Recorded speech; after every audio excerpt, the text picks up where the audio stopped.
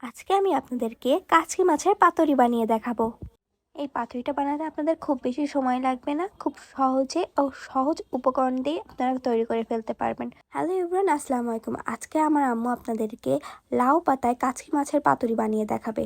প্রথমেই কাচকি মাছকে ভালো করে ধুয়ে নিয়েছে, তারপরে একে একে উপকরণ দিয়ে দিচ্ছে। পেঁয়াজ কুচি দিয়েছে, ঝাল দিয়েছে, লবণ দিয়েছে স্বাদ মতো, হলুদের গুঁড়া, জিরা ধনিয়া গুঁড়া দিয়ে তারপর ভালো করে সরিষার তেল দিয়ে ভালো করে মাখিয়ে নিচ্ছে।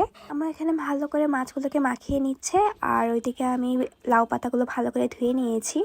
এভাবে লাউ পাতাগুলো বিছিয়ে নিয়েছি, তারপর একে একে প্রত্যেকটা পাতায় দিয়ে দিব। প্রথমেই দিয়ে দিয়েছি এই পাতাটায়, তারপর এভাবে মুড়িয়ে নিচ্ছে। দেখতেই পাচ্ছেন স্ক্রিনে কিভাবে করছে। এখন এখানে একটা টুথপিক দিয়ে গেঁথে দিতে হবে।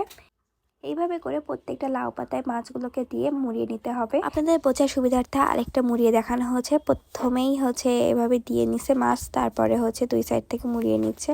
আপনারা যেভাবে ইচ্ছে মুড়িয়ে নিতে পারবেন, কোনো সমস্যা নেই, মাছ না বেরোলেই হচ্ছে।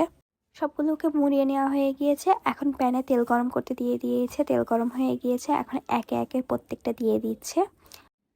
এখন এটাকে খুব ভালো করে কড়া করে ভেজে নিতে হবে। ভেজে নিলেই তৈরি হয়ে যাবে আজকের এই রেসিপিটি।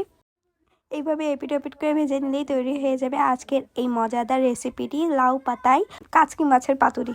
এখন এগুলোকে একে একে তুলে নিতে হবে। প্রায় ভাজা হয়ে গিয়েছে, দেখেন দেখতেই কতটা লোভনীয় হয়েছে। মাশাআল্লাহ, খেতেও অনেক মজার হয়েছিল। এখন গরম গরম এক প্লেট ভাত নিয়ে নিতে হবে, তারপর মজা করে খেতে হবে। একটু কিন্তু ভীষণ মজা হয়েছিল। দেখেন এখন এই পাতাটাকে খোলা হচ্ছে।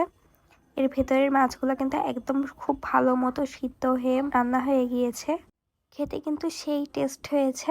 আশা করছি আজকের ভিডিওটি আপনাদের কাছে ভালো লেগেছে। আপনারাও চাইলে এইভাবে একবার হলেও বাসায় রান্না করে খাবেন, ইনশাআল্লাহ খুব ভালো লাগবে খেতে। আজকের মতো ভিডিওটি এই পর্যন্ত। আল্লাহ হাফেজ।